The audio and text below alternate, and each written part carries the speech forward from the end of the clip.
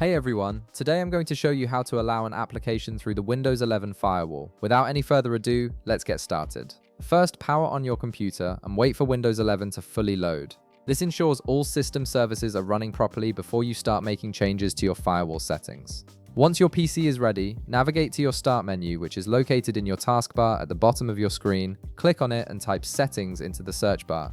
This will bring up your Windows Settings menu, which is your main hub for configuring your system. Within this window, look for the option labeled Update and Security and click on it. This section contains important system configuration options, including security features like your firewall. On the left-hand menu, you'll see several options. Click on Firewall and Network Protection. This is where Windows manages all incoming and outgoing network traffic and determines which apps are allowed to communicate through your firewall.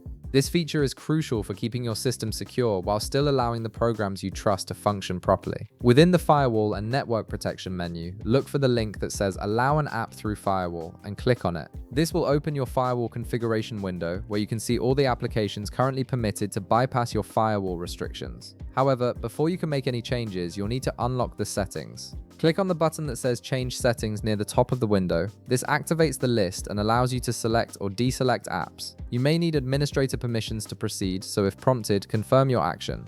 Once the settings are unlocked, you can now customize which applications have network access. Now scroll through the list of apps installed on your PC. Locate the specific application you want to allow through your firewall. Once you find it, click on the checkbox next to its name to enable it.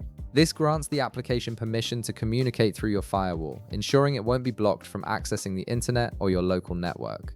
After you've selected the app, click OK at the bottom of the window to save your changes. Your firewall will now allow the chosen application to operate without restrictions, and you've successfully configured your firewall settings. If this video helped you out, be sure to leave a like, subscribe, and I'll see you in the next one.